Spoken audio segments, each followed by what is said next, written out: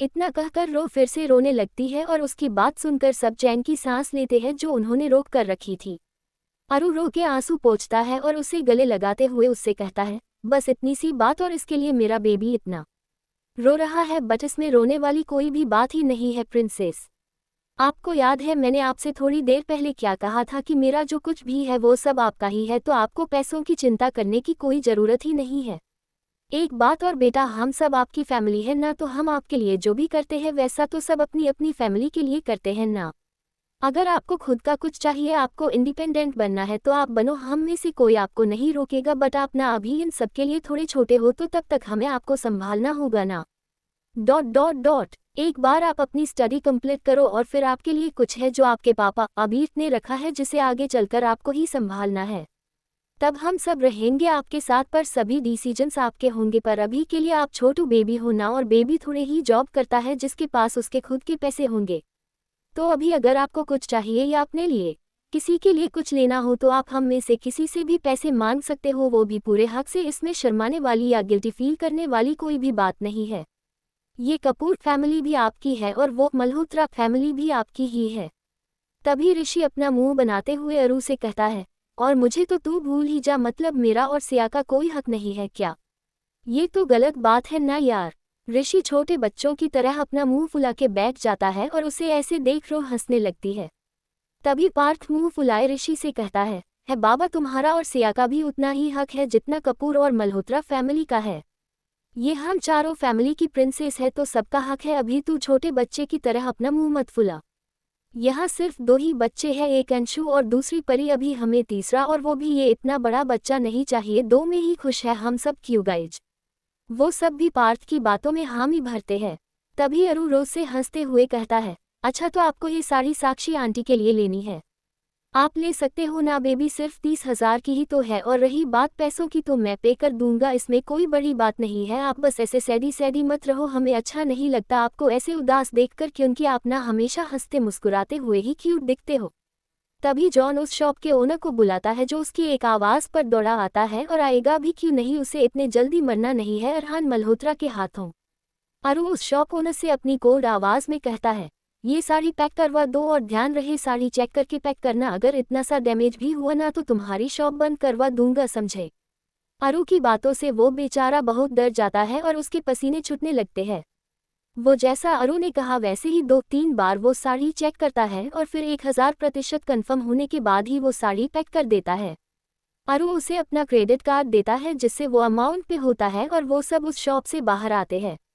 तभी चलते चलते अरु का ध्यान एक चीज पर पड़ता है, और वो देखता है कि सिर्फ उसका ही नहीं पर ऋषि का भी ध्यान वही था जो उसने देखा था। अरु ऋषि को इशारा करता है और फिर वो दोनों रूह को छोड़कर सबको अपनी आंखों से उसकी तरफ इशारा करते हैं। जब लड़कियों की नज़र उस चीज पर पड़ती है उनकी आंखें चमकने लगती है और वो झट से मान जाती है। रूह अभी दूसरी तरफ देख रही होती है जिसका ध्यान उस चीज पर बिल्कुल नहीं होता, तो अरु चुपचाप रूह का फेस अपनी गर्दन में छुपा लेता है और वो लोग उस शॉप में चले जाते हैं, और अरु भी रूह का फेस अपनी गर्दन में से बाहर निकालता है। जब रूह का ध्यान उस चीज पर पड़ता है उसके फेस पर एक बड़ी सी स्माइल आती है और वो जोर से चिल्लाते हुए कहती है, टेडी बियर। हाँ, ये शॉप टेडी बियर की होती है जहाँ छोटा बड़ा हर टाइप का टेडी होता है। रूह अरु के बाहों में नाचने लगती है और अरु से कहती है, आप मेरे को नीचे उतारो ना, मुझे वहां जाना है। अरु अपनी प्रिंसेस का ऑर्डर फॉलो करते हुए रूह को बहुत धीरे से फर्श पर खड़ा करता है, और जैसे ही रूह के पैर जमीन पर पड़ते हैं वो किसी बुलेट ट्रेन के जैसी उन टेडीज की तरफ भागती है जो उसके आगे रखे हुए होते हैं। उसे ऐसे देख सब उसे प्यार से निहारने लगते हैं। तभी ऋषि रूह के पीछे जाते हुए उससे कहता है, इनमें से आपको जो भी और जितने भी टेडी पसंद हो आप वो सब ले लो, और ये आपके लिए ऋषि भैया और सियादी की तरफ से गिफ्ट होगा, क्यों सिया? सिया ऋषि और रूह की तरफ आती है और रूह के गालों पर किस करते हुए कहती है, हाँ बिल्कुल, अगर आपको पूरी शॉप भी चाहिए तो हम ये शॉप भी खरीद लेंगे आपके लिए, आप सिर्फ एक बार बोल के तो देखो बेबी। रूह अरु और पार्थ की तरफ देखती है और वो दोनों उसे हाँ कहते हुए एक स्माइल देते हैं। तभी रूह के कानों में ऋषि की आवाज़ फिर से पड़ती है जो उससे कहता है, देखो अभी आपके भैयों और अरु ने भी परमिशन दे दी, तो अभी चलो जल्दी से आपके लिए प्यारे प्यारे टेडी चूज करते हैं। ऋषि सिया की तरफ देख उससे कहता है, सिया चलो तुम हमारी हेल्प करो। सिया हाँ में अपना सिर हिलाती है और वो दोनों रूह का एक एक हाथ पकड़ लेते हैं और फिर रूह के साथ साथ पूरी शॉप में उसके लिए टेडीज पसंद करने में बिजी हो जाते हैं। इधर वो सभी एक तरफ बैठे उन तीनों को ही देख रहे होते हैं जो अभी रूह के लिए सबसे बेस्ट वाले टेडी बियर्स और सॉफ्ट टॉयज देख रहे होते हैं।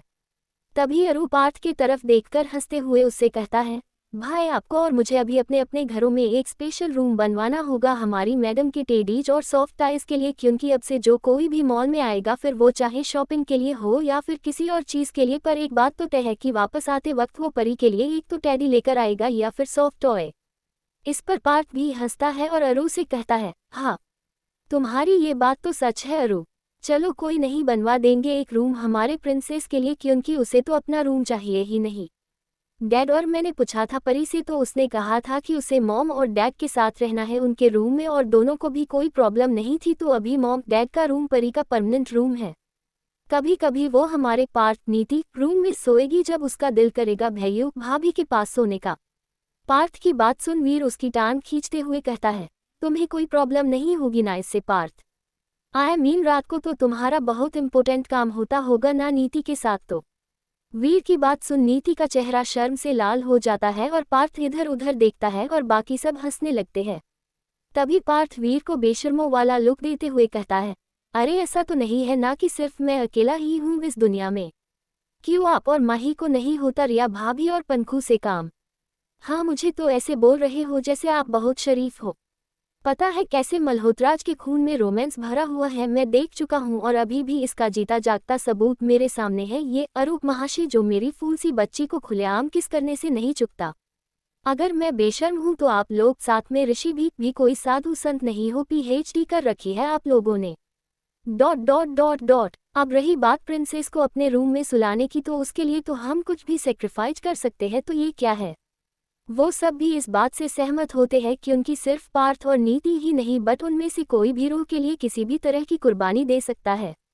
वो सब आपस में एक दूसरे की टांग खींचने में बिजी होते हैं। तभी रूह भागते हुए आती है और उन लोगों से आगे अपने ही पैरों पर कूदने लगती है। उसके एक हाथ में बहुत प्यारा सा डक बदक वाला सॉफ्ट टॉय होता है तो दूसरे हाथ में नीले कलर का छोटा टैडी। रो के पीछे से ऋषि और सिया भी आते हैं, जहां ऋषि के हाथों में एक बहुत ही बड़ा रो की हाइट से तिगुना चौगुन पिंक कलर का टैडी बियर होता है, तो वही सिया के पास एक बड़ी पेपर की बैग होती है जिसमें बहुत सारे सॉफ्ट टॉयज होते हैं। उनके पीछे भी 3-4 गार्ड्स होते हैं जिनके हाथों में भी बहुत सारे कलर के टेडीज होते हैं। तभी अरू रो के पास आता है जो किसी बॉल की तरह उछलने में बिजी होती है। अरू रो का एक हाथ पकड़ता है और उसे रोकते हुए उससे कहता है, बस करो बच्चे, और कितना कूदोगे, पैर दर्द करेंगे फिर आपके। अभी थोड़ी देर पहले आपकी सारी एनर्जी तो कहीं गायब हुई थी और अभी देखो आप खुद पूरे के पूरे एनर्जी बॉल लग रहे हो। अरू उन सब टेडीज की तरफ देखता है और पार्थ से कहता है, बोला था ना मैंने आपको कि हमें एक स्पेशल रूम बनानी होगी। पार्थ हमें अपना सिर हिलाता है और अरू जॉन की तरफ देख उससे कहता है, जॉन ये सभी टाइज और टेडीज कार में रखवा दो। अरू की बात को काटते हुए रू बीच में कहती है, नहीं रुको रुको जॉनी भैया। रो रिया के पास आती है और उससे कहती है, रियू भाभी ये देखिए और टेडी ना मैंने अंशु के लिए चूज किए हैं, तो क्या आप उसे ये दे दोगे? रिया से बात करते वक्त वो इतने क्यूट तरीके से कहती है, वो भी अपना बेबी फेस बनाकर, जिससे सबको उस पर और भी ज्यादा प्यार आने लगता है और बेचारे अरू की हालत खराब होती है। वो जैसे तैसे करके अपने आप को कंट्रोल करता है। तभी रिया रो के गालों पर किस करती है और उन सब से कहती है, यार सीरियसली अगर ये लड़की ऐसे ही इतनी प्यारी प्यारी हरकतें करेगी ना तो मैंने इसे गोद ले लेना है, मतलब मेरे से कंट्रोल नहीं होता, ये बहुत ज़्यादा क्यूट है। तभी पंखू रो के गालों को बहुत धीरे से खींचते हुए रिया से कहती है, भाभी ये ना अबीर अंकल और काव्या मासी का परफेक्ट कॉम्बिनेशन है। इसमें मासी की क्यूटनेस और अंकल का चार्म कूट कूट के भरा हुआ है जो इसे बहुत ज़्यादा क्यूटेस्ट बनाता है कि कोई एक नज़र देखे और इस पे फिदा हो जाए। इस पर अरू चिल्लाते हुए कहता है, इस पे फिदा हो जाए मतलब? भाभी ये मेरी है और मैंने इसे किसी को भी नहीं देना, और वैसे भी मेरी जान कोई चीज़ नहीं है कि उसे मैं सब में बांटते फिरूं। वो सिर्फ और सिर्फ मेरी है, अरहान मल्होत्रा की। तभी पंखू अपना उबा हुआ फेस बनाते हुए अरू से कहती है, ओह मेरे ओवा पजेसिव देवर जी, पता है मुझे यार, और वैसे भी तुम्हें क्या लगता है वो किसी और के पास जाएगी? बिल्कुल भी नहीं, क्योंकि जितना पजेसिव तुम हो उतनी ये भी है, सो चिल माय बेबी। तभी रू फिर से रिया से कहती है, भाभी ये ले लो ना, मैं अभी थक गई। रिया वो दोनों रो के हाथों से लेती है और रो की तरफ देख उससे कहती है, अंशु की तरफ से आपको बहुत सारा थैंक यू प्रिंसेस, और मुझे पता है कि उसे ये टैडी और सॉफ्ट टॉय बहुत ज़्यादा पसंद आएगा। आखिर उसके मासी ने जो दिया है उसे तभी जॉन दूसरे गार्ड्स से साथ मिलकर वो सारे टायर्स और टेडीज कार में रखवा देता है और इधर माही सबसे कहता है, गाइज अभी भी टाइम है हमारे पास तो चलो कुछ गेम खेलते हैं, और वैसे भी काम की वजह से हमें रिलैक्स करने का टाइम भी नहीं मिलता तो इसी बहाने थोड़ा मूड रिफ्रेश भी हो जाएगा सबका, तो क्या कहते हो चले गेम जोन। गेम का नाम सुनते ही रो की आंखें चमकने लगती है और वो कहती है, हाँ मुझे भी खेलनी है गेम, चलो नारू भैया। बस अब क्या था, ये उनके प्रिंसेस की विश थी जिसे कोई भी मना नहीं कर सकता था, तो सब झट से राजी हो गए और वो सभी गेम जोन की तरफ गए। वो सब अपने अपने गेम खेलने में बिजी थे, तो वही दूसरी तरफ अरू रो को लेकर एक जगह आया जहां पर बॉलिंग गेम होती है जिसे हम टेम्पेंस भी कहते हैं। रो के लिए ये सब कुछ न्यू होता है तो उसे नहीं पता कि ये गेम कैसे खेला जाता है। तभी अरू रो के पास एक बड़ी सी बॉल लेकर आता है और उनके आगे थोड़ी दूरी पर 10 टेम्पेंस एक लाइन में रखी हुई थी। अरू रो की तरफ देख के उससे कहता है, आए कनो कि आपको ये गेम नहीं आती तो चलो आपको ये गेम कैसे खेलते हैं ये सिखाते हैं।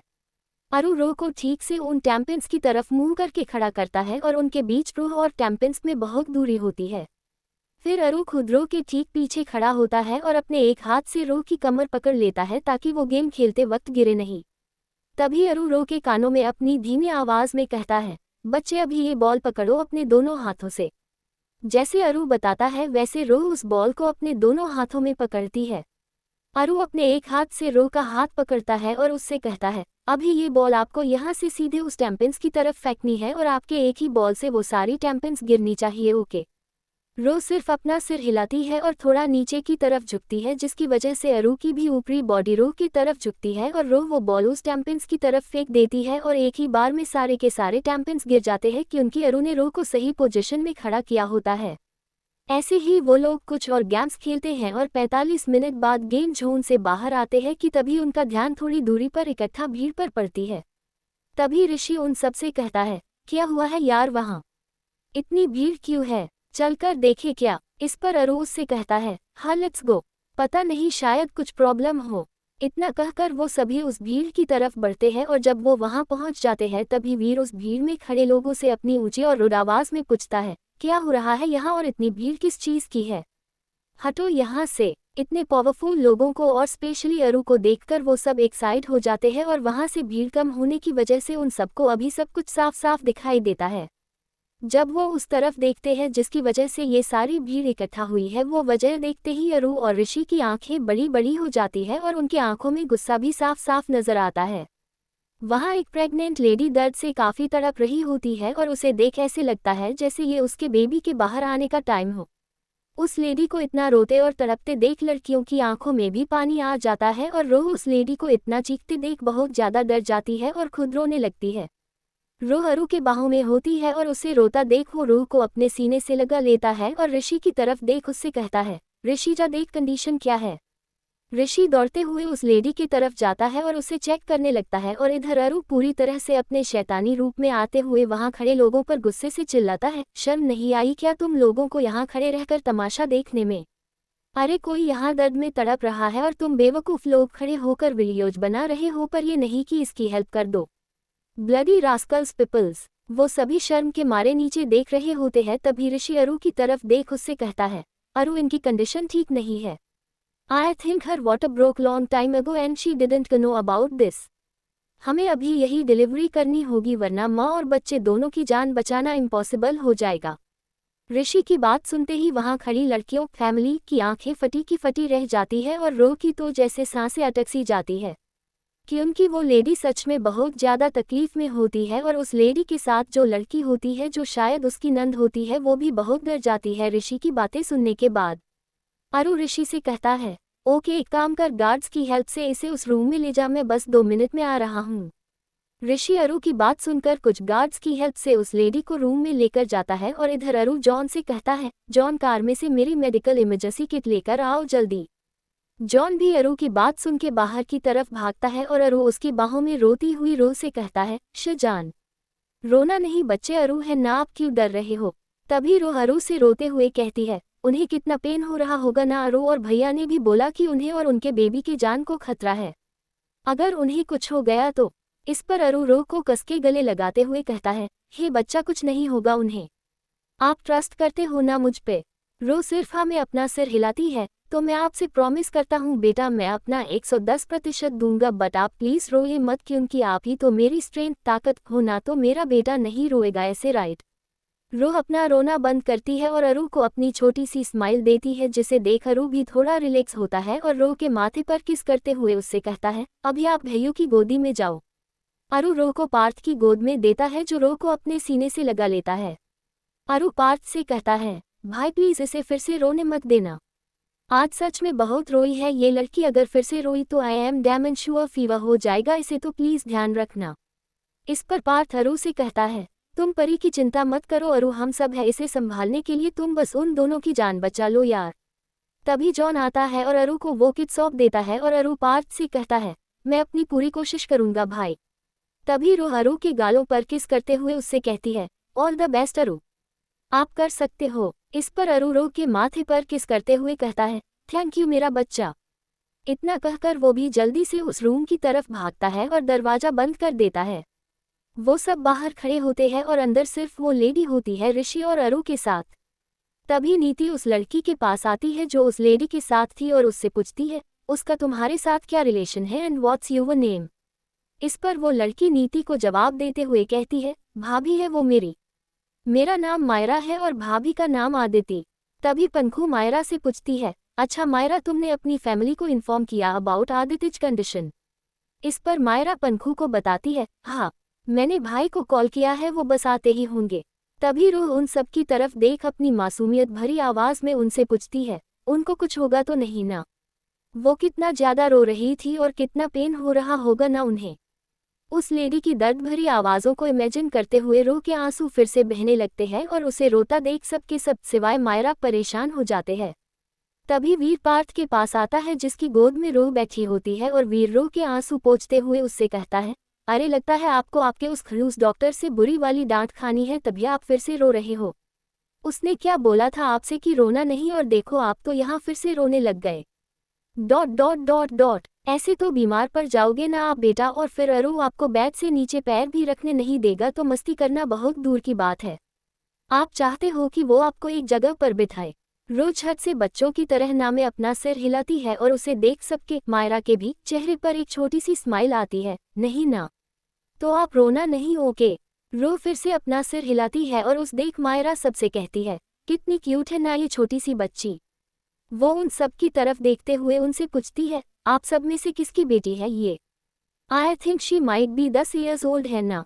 मायरा की बात सुनते ही सब के सब हंसने लगते हैं और रो अपना प्यारा सा फेस बनाते हुए मायरा से कहती है, मैं 10 साल की नहीं हूँ दीदी, I am 17 years old big girl now, और इनमें से कोई भी मेरे मम्मा पापा नहीं है, वो तो घर में है, और ये तो मेरे भैया भाई भाभी दी और जीजू है।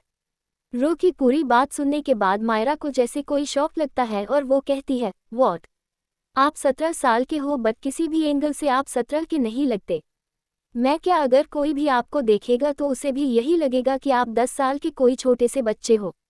तभी पार्थ रो को कसके गले लगाते हुए कहता है, इसीलिए ये हमारी बेबी प्रिंसेस है ना। रो भी हंसते हुए पार्थ के सीने में अपना फेस छुपा लेती है। ऐसे ही 1 घंटा बीत जाता है और तब तक वहां मायरा की फैमिली भी आ जाती है, और किस्मत से मायरा के डैड रोहन के बिजनेस पार्टनर होते हैं, जिसकी वजह से रोहन, वीर और माही की मायरा के डैड और भाई के साथ काफ़ी अच्छी फ्रेंडशिप होती है। अरु मायरा के डैड और भाई को जानता है, पूरी फैमिली को नहीं, पर वो लोग अरु को पर्सनली नहीं जानते, बट वो डॉक्टर अरहान मल्होत्रा को जानते हैं, क्योंकि उसे तो सारी दुनिया ही जानती है। वीर और माही को वहां देखकर वो पहले चौंक जाते हैं, पर तब माही उन्हें सब क्लियर करता है और ये भी बताता है कि अंदर जो है अरु वो कोई और नहीं पर उनका छोटा भाई है। वो लोग वही बैठे बैठे वेट कर रहे होते हैं। तभी रू फिर से अपना छोटा सा मुंह खोलती है और उस बंद दरवाजे की तरफ देखते हुए पूछती है, और कितनी देर लगेगी उन्हें? तभी रिया रू के पास आकर बैठती है और उसका हाथ अपने दोनों हाथों में पकड़ते हुए कहती है, पर ये तो हम में से किसी को भी पता नहीं बेटा कि उन्हें और कितनी देर लगेगी। आपको पता है जब ना मम्मा की टमी से बेबी बाहर आता है तब मम्मा को बहुत ज़्यादा तकलीफ होती है, इतनी कि इसमें उसकी खुद की जान भी जा सकती है। पर उस दर्द में भी किसी माँ को अपने से ज़्यादा अपने बच्चे की चिंता होती है, और वो यही कहती है कि चाहे उसे कुछ भी हो जाए पर उसके बेबी को कुछ नहीं होना चाहिए। अच्छा वो सब छोड़ो और मुझे आप ये बताओ कि आपको हर महीने पीरियड्स होते हैं ना और पेन होता है? इस पर रो अपनी डरी हुई शक्ल बनाते हुए कहती है, बहुत सारा भाभी मुझे अच्छा नहीं लगता, वो क्यों आते हैं, मुझे बहुत पेन होता है। इस पर रिया उसका एक गाल धीरे से पकड़ते हुए कहती है, बेटा ये तो हम गर्ल्स के लिए बहुत जरूरी है और इसके बिना तो आप कंप्लीट हो ही नहीं सकते। जैसे हर लड़की को पूरी तरह से एक औरत बनने के लिए माँ बनने की जरूरत पड़ती है, वैसे ही ये पीरियड्स भी बहुत जरूरी होते हैं। ... इसके बिना तो कोई लड़की लड़की ही नहीं होती। अभी आपको जितना पेन पीरियड्स में होता है उससे कहीं गुना ज़्यादा तकलीफ एक बच्चे को जन्म देते वक्त होता है, और शायद इसीलिए बाबाजी हमें ये हर महीने की तकलीफ देते हैं, जिसकी वजह से हम उस वक्त तक खुद को तैयार कर सके और हमें ज़्यादा तकलीफ ना हो। अभी आप बताइए प्रिंसेस, कुछ समझा आपको? रो रिया की तरफ देख उससे कहती है, हाँ भाभी पूरा समझा मुझे कि हम गर्ल्स ना बहुत बहुत स्ट्रॉन्ग होती है। इस पर रिया रो के माथे पर किस करते हुए उससे कहती है, अरे वाह, आप तो बहुत इंटेलिजेंट हो, झट से समझ गए, वेरी गुड डॉल। तभी वीर रिया से हंसते हुए कहता है, तुमने भी तो कितनी अच्छी तरह से एक्सप्लेन किया परी को, मुझे नहीं पता था कि तुम इतने अच्छे से समझा सकती हो रियो। इस पर रिया वीर को बताती है, ये मेरी एक्सप्लेनेशन नहीं अरु की है। अरु का नाम सुनते ही सबकी आंखें बड़ी हो जाती है और तभी पंखू रिया से पूछती है, अरु ने समझाया था आपको भाभी? बट कब? जितना मुझे याद है उसने मेरे सामने तो कभी कुछ ऐसा नहीं कहा था। इस पर रिया हंसते हुए पंखू को बताती है, ये तब की बात है जब तुम माही की लाइफ में इंटर भी नहीं हुई थी और तब अरु पीजी के लिए प्रिपेयरिंग कर रहा था। तब मेरे पीरियड्स चल रहे थे और मैं सच में बहुत ज़्यादा इरिटेट हो गई थी। उस वक्त घर में सिर्फ अरु था, मुझसे ना सच में कंट्रोल नहीं हो रहा था, और फिर उसने मुझे ये सब कुछ बहुत ही अच्छी तरह से एक्सप्लेन किया और उसने मेरा पूरा ध्यान भी रखा था। आज जो मैंने परी को समझाया वो सब शॉर्ट में था, बट मुझे खुशी है कि वो समझ गई। रिया की बात सुन माही और वीर को उनके छोटे भाई पर बहुत ज़्यादा प्राउड फील होता है, जो सब कुछ बहुत अच्छे से संभालना जानता है। अरु उम्र में बहुत छोटा है बट दिमाग से बहुत ही ज़्यादा तेज और मैच्योर। तभी पार्थ एक स्माइल के साथ सबकी तरफ देखते हुए कहता है, अरु बहुत डिफरेंट है, मतलब हाँ ये बात अलग है कि गुस्सा हमेशा उसकी नाक पर होता है और किसी की बैंड बजाने से पहले वो एक बार भी सोचता नहीं है। ... बट कोई सिचुएशन को कैसे हैंडल करते हैं ना, वो सब उसे बहुत अच्छी तरीके से पता होता है। माइंड बहुत शार्प है उसका, और देखो इतनी छोटी सी एज में ही उसने बहुत कुछ हासिल कर लिया, नेम, फेम, रिस्पेक्ट, मनी और बहुत कुछ। इस पर वीर एक छोटी सी स्माइल देते हुए उससे कहता है, हाँ आज उसके पास सब कुछ है। आज वो खुद इतना काबिल है कि उसे अपने लाइफ में आगे बढ़ने के लिए ना ही डैड की ज़रूरत है और ना ही मेरी या माही की। उसने दिन रात बहुत मेहनत की है। कई बार तो वो हफ्ता वही हॉस्पिटल में बिता देता था और एक बार तो खुद बीमार भी पड़ गया था। उसने अपनी जी जान लगा दी हॉस्पिटल को नंबर 1 बनाने के लिए, और देखो उसकी मेहनत रंग भी लाए, आज वो खुद पहले नंबर पर है पूरे दुनिया में। Truly I feel so proud on him. तभी माही वीर से हंसते हुए कहता है, भाई अरू पर प्राउड तो हम सब भी बहुत फील करते हैं, और वो है भी वैसा, तभी तो दादू उसे मल्होत्राज का गुरूर और शान कहते हैं ना। वो सब लोग भी माही की बातों से सहमत होते हैं। तभी अचानक से पार्थ अपने सीने पर थोड़ा सा वजन फील करता है, तो वो नीचे की तरफ देखता है। जैसे ही उसका ध्यान नीचे की तरफ जाता है उसके चेहरे पर एक सुकून भरी मुस्कान आती है, क्योंकि हमारी प्यारी सी प्रिंसेस अपने भैयू की गोद में बड़े ही आराम से सो रही होती है, और उसका सिर पार्थ के सीने पर होता है और रो के दोनों हाथ पार्थ की पेट के चारों तरफ लिपटे हुए होते हैं। रो किसी प्यारी बिल्ली के बच्चे की तरह सिकुड़ के पार्थ की गोद में सो रही थी। पार्थ बहुत धीरे से उन सब से कहता है, यहाँ देखो गाइज, अरू का वेट करते करते ये तो सो गई। तभी नीति रो की तरफ देखते हुए कहती है, बहुत थक गई होगी ना प्रिंसेस, कितनी मस्ती की है इसने, और जैसे अरू ने बोला था आज सच में बहुत बार रोई भी है, जिसकी वजह से नींद आ गई होगी इसे। बट देखो ये सोते वक्त कितनी क्यूट लगती है ना, just like a kitten. Parth उसे बहुत ध्यान से और संभाल के पकड़ता है, और ऐसे ही 1 घंटा और बीत जाता है।